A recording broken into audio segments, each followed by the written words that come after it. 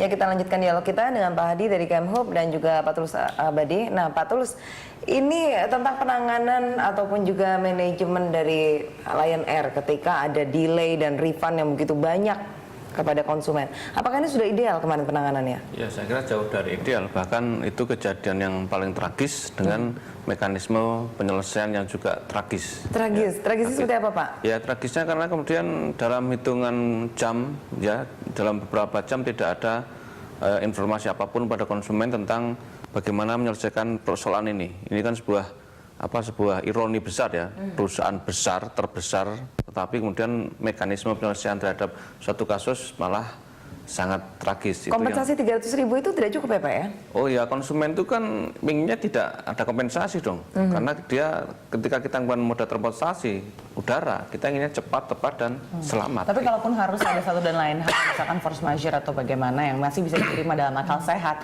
harus terjadi delay dan ketidaknyamanan dalam pihak penumpang, yang peraturan yang sudah ada ini sudah cukup mengadvokasi hak konsumen belum? Ya, peraturan yang ada kan tadi kompensasi itu ya. Tapi yang dibutuhkan konsumen kan sebenarnya bukan hanya kompensasinya saja, tapi penjelasan yang konkret, yang sejelas-jelasnya tentang kejadian itu dan kapan diterbangkan.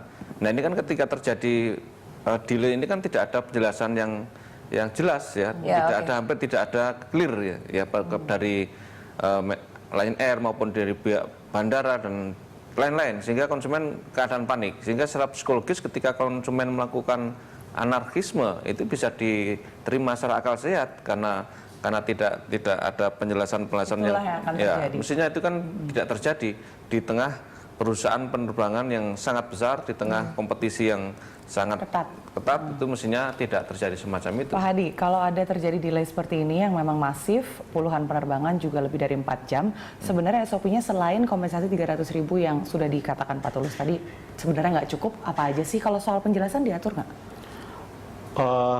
Sebetulnya itu seharusnya menjadi bagian dari SOP perusahaan itu sendiri. Jadi semua maskapai seharusnya punya yang namanya delay recovery management. Ya, jadi bagaimana terutama delay yang masif seperti ini mereka punya manajemen penanganan prosedur untuk menangani hal itu. Kalau di Garuda misalnya mereka punya yang namanya emergency response prosedur, ya ERP. Nah, ini yang di Garuda sudah berlangsung dengan cukup baik. Nah, seharusnya model seperti ini juga ada di maskapai lain, terutama maskapai sebesar Lion Air yang tadi disebut oleh Pak Tulus itu sudah late is our nature kan, gitu kan. Jangan-jangan late, Pak, bukan late, Pak. Ya, late. Tapi kan nggak bisa mengharapkan setiap maskapai untuk punya prosedurnya sendiri dong, Pak. Sebagai regulator juga harus punya ya. Oke, nah ini penting. Nah, karena itu setelah ini kita akan membuat sebuah ketentuan yang kita akan cek semua maskapai, mereka harus punya itu. Ini akan kita wajibkan. Ya, kita akan Jadi sekarang belum ya, Pak? Sekarang belum ada. Poin-poin seperti apa yang akan diwajibkan, Pak? Khususnya tadi itu terkait dengan manajemen penanganan dalam situasi krisis ya, kayak seperti kemarin itu.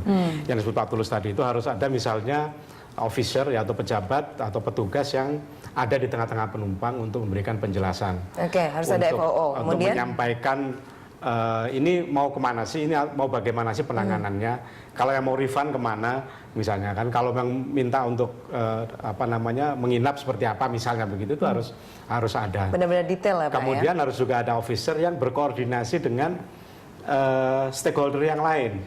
Dalam hal ini adalah misalnya Angkasa Pura II atau Airnav, ya, gitu kan. Nah, kemarin sama sekali itu tidak ada, ya kan? Jadi ini yang menurut saya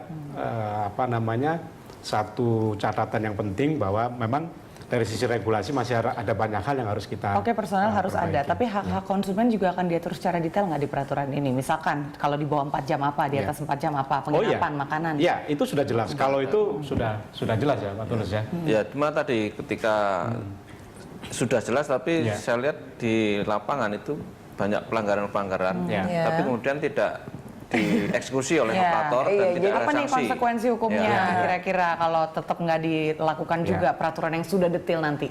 Ya, Pak Hadi, mungkin ini pertanyaan sebelumnya ya. Kalau kita sudah tahu nih ya, kemarin ada pelanggaran, kemarin Januari ada 35 pelanggaran, paling banyak.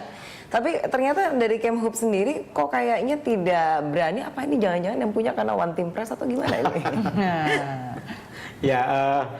Kalau yang terakhir tadi saya tidak akan berbicara dalam konteks itu, tapi kita melihat bahwa ini yang kita kan sebagai regulator bergerak di atas regulasi yang ada. Jadi seperti apa regulasinya? Itu yang kita bergerak di situ.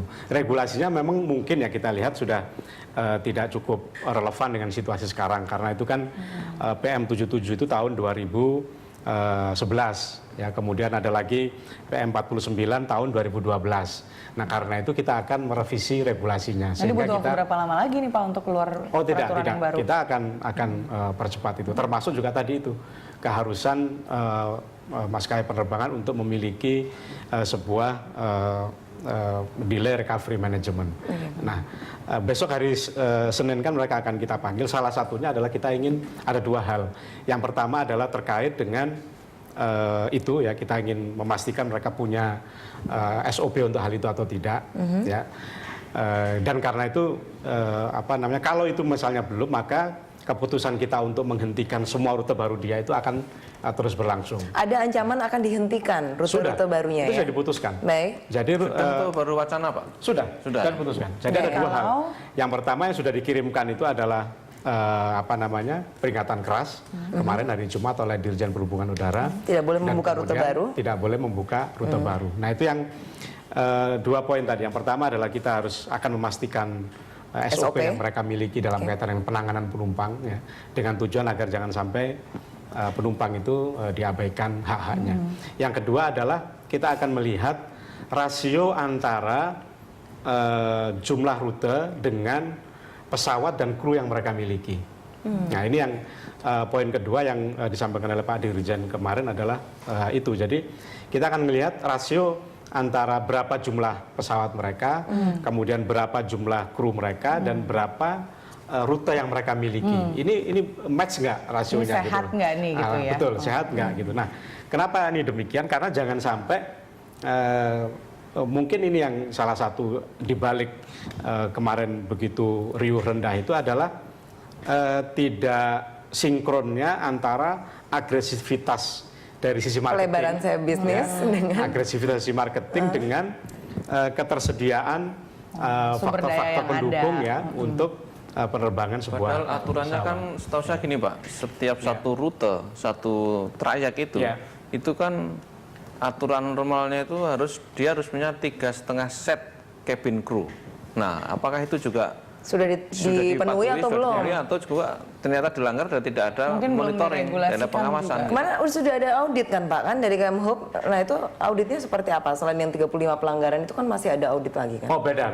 Kalau audit yang kemarin itu kan kita fokus pada pelanggaran rute kan, pelanggaran yang maskapai lain juga banyak disebut. Betul itu. Jadi belum ada audit lebih lanjut mengenai penggunaan anggaran dan juga untuk apa saja itu dana operasionalnya. Baik, nanti kita akan lanjutkan perbincangan kita ya Mendy ya. Iya, pemirsa tetap bersama kami di Lunch Talk.